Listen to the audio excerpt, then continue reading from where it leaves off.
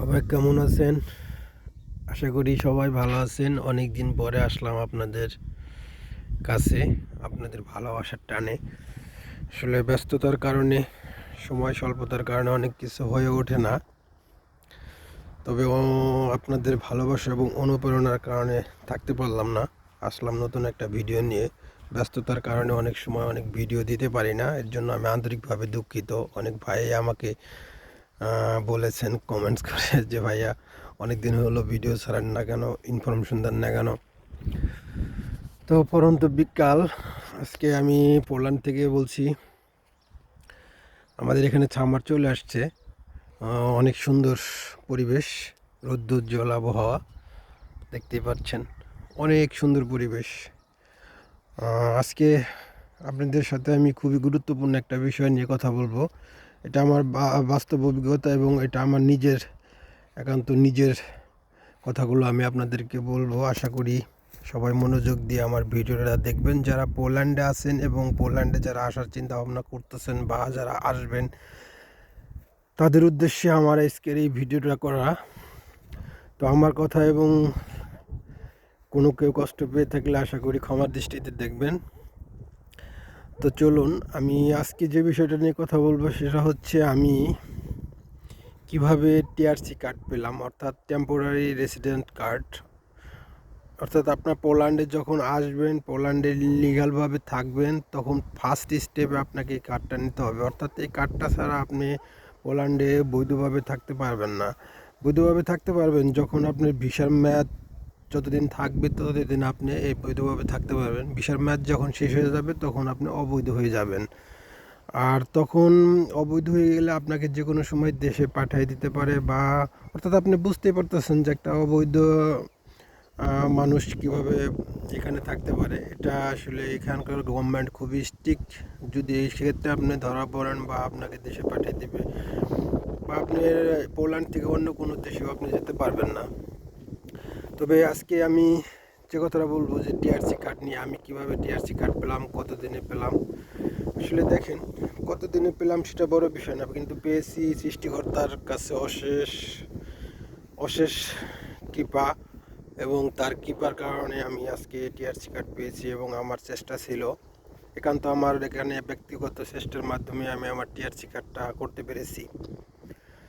তো first step, আপনাকে যখন যে কাজটা করতে হবে সেটা হচ্ছে, আপনি যখন ফার্স্টে যখন পোল্যান্ডে আসবেন, যে কোম্পানির পারমিটে ভিসা হবে আপনার, যদি আপনি ওই কোম্পানিতে জয়েন করেন সবচেয়ে বেটার এবং সবচেয়ে ভালো। কারণ কি, আপনি এখানে কোম্পানি চেঞ্জ করার অনেক সুযোগ পাবেন, অনেক সময় পাবেন।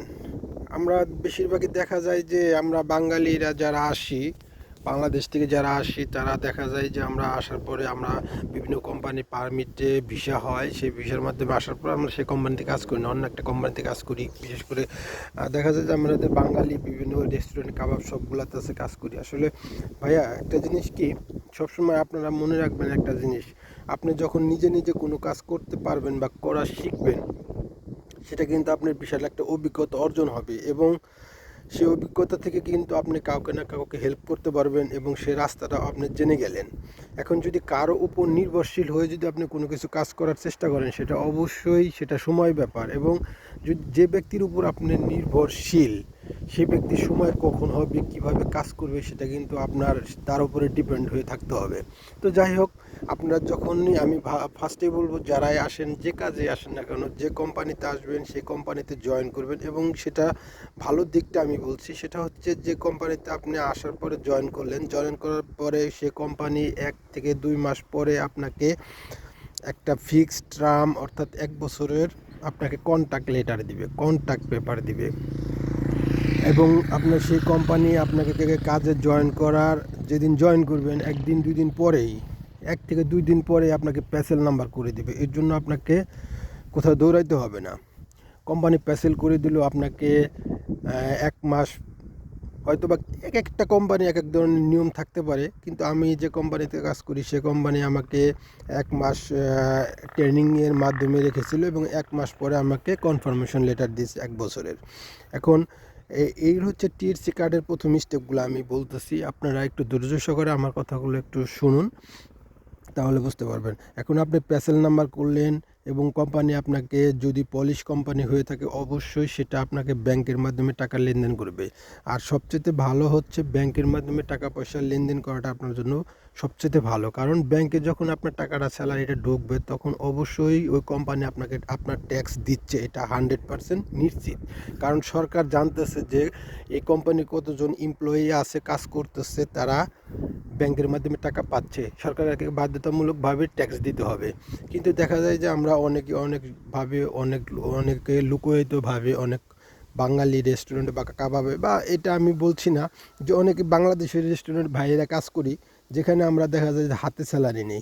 হাতে স্যালারি নিলে কি হয়, দেখা যায় যে আপনি ট্যাক্স পড়তেছে কিনা এটা আপনি জানবেন না, কিন্তু আপনি ব্যাংকের মাধ্যমে যখনই টাকা ঢুকবে অবশ্যই সেটা ট্যাক্স আপনার পড়বে।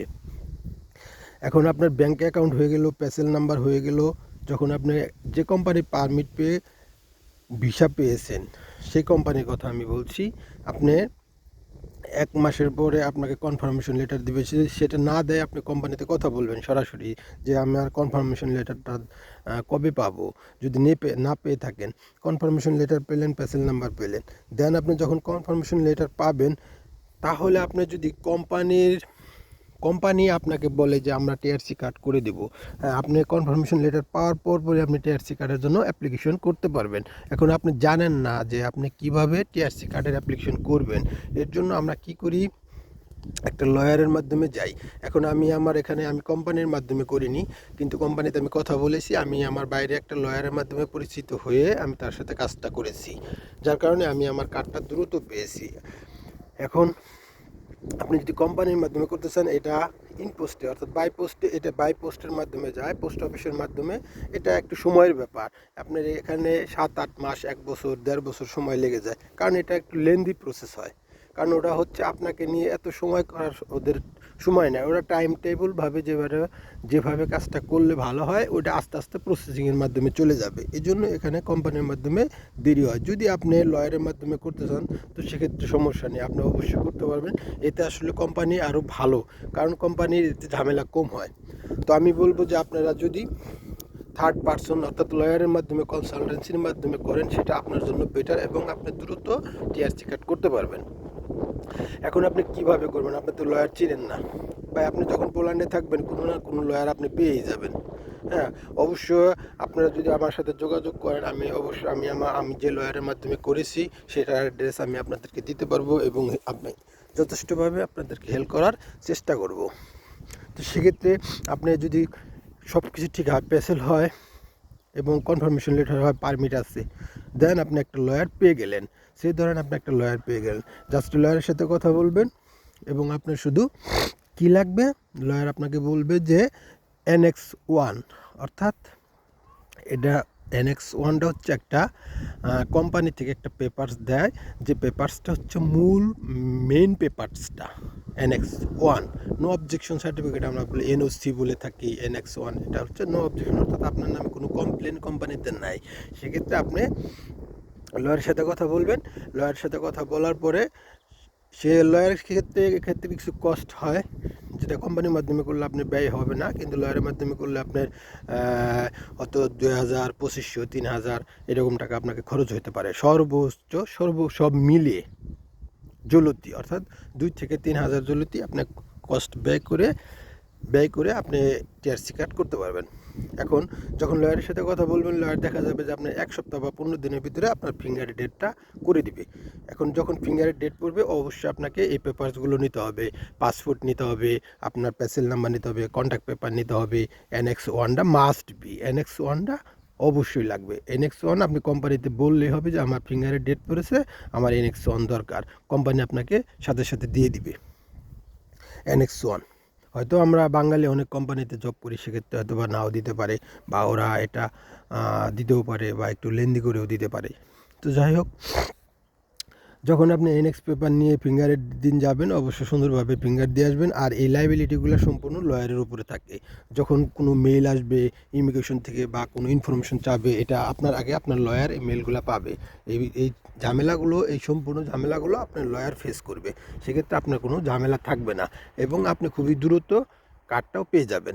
এখন আপনি যদি 1 থেকে 2 মাসের কনফার্মেশন লেটার পাওয়ার পরে যদি আপনি ফিঙ্গার দিতে পারেন, সেক্ষেত্রে দেখা যাবে যে আপনি ফিঙ্গার ডেটে থেকে এখানে সিটিওয়ে অর্থাৎ পোল্যান্ডের বেশ কিছু সিটি আছে যেখানে খুব আর্লি কার্ড হয় এবং একটু কিছু সিটি আছে যেখানে একটু দেরিতে কার্ড হয়। অর্থাৎ আর্লি কার্ড বলতে মিনিমাম 3 থেকে 4 মাস, 4 মাসের আগে কোনো কার্ড হয় না, অথবা নিয়ার 2-1টা সিটি থাকতে পারে যে 2 মাসে 3 মাসে কার্ড হয়। এটা খুবই কম, কারণ এখন পর্যাপ্ত পরিমাণ চাপ থাকার কারণে এই কাজটা হইতে একটু সময় লাগে। তো আমি যে কার্ডটা পেয়েছি 4 মাসের অর্থাৎ ফিঙ্গার দেওয়ার 4 মাস পরে আমি আমার কার্ড পেয়েছি।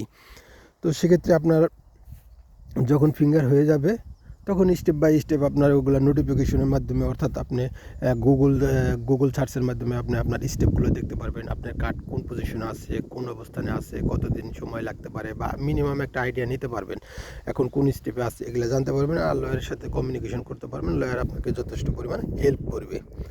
তো আশা করি আমার কথাটা বুঝতে পারছেন, এবং যদি আরও কোনো কিছু কারোর জানার থাকে অবশ্যই আমার কমেন্টস করবেন, আমি চেষ্টা করব আপনাদেরকে সঠিকভাবে উত্তর দেওয়ার জন্য। তো সবাই ভালো থাকবেন, আমার জন্য দোয়া করবেন। আর এই বিষয়ে যদি আমি আবারও বলতেছি, যদি কারো কোনো কিছু জানার থাকে তো অবশ্যই আমাকে নক করবেন, আমি চেষ্টা করব আপনাদেরকে উত্তর দেওয়ার জন্য। তো সবাই ভালো থাকেন, আল্লাহ হাফেজ।